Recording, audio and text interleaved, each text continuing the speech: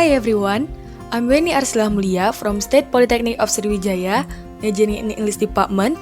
Today I would like to share to you the next material in research methodology with the title Interpretation of Data. Okay, so first of all, we have to know the definition of data interpretation. Data interpretation is the process of reviewing data through some predefined process which will help assign some meaning to the data and arrive at a relevant conclusion. Then, we go to the methods of interpretation data. So there are two methods of interpretation data. The first one is qualitative data and the second is quantitative data. Qualitative data, which is also known as categorical data, and this method is use text rather than numbers or patterns to describe data. And quantitative data which is also known as numerical data. This data type contains numbers and is therefore analyzed with the use of numbers and not text. So the differences between these two methods is in qualitative data, they use text, and in quantitative data, they use numbers. To make you more understand, we go to the examples. So there are some examples here. First is the age of your car. It is quantitative. And then the cats have orange, brown, black, or white fur. It is qualitative. Next, the color of the sky is qualitative.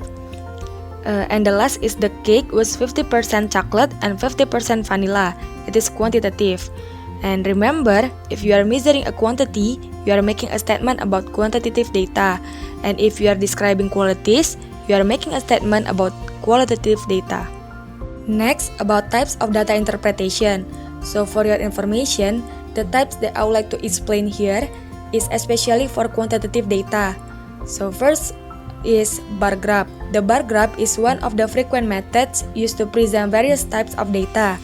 It is usually asked in the data interpretation section of the competitive exams. In data interpretation, it is the represent of data where the vertical bars are placed at equal distance from each other. The value of the data represented is given by the height and length of the bars.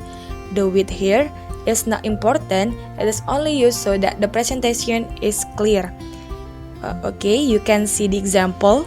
In the following graph, the increase in the weight over years is shown. So you can see the picture. And the question is, how much does the weight grow in 1994 as compared to the previous year? So the previous year here is 1993. So the answer is 16.1%.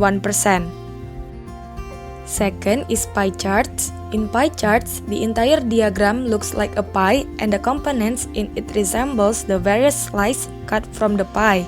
The pie chart is thus used to show the breakup of one continuous variable into its components parts. For example, the following pie chart shows the distribution of the household items used in the house throughout the year. The information given is in terms of percentage, and you can see the picture. And the question is, which of the following items are displayed in the ratio of 1/15? And the answer is cosmetics and food items. Okay, and the last types that I would like to explain here is table. Tables are used to represent statistical data by placing them in rows and columns.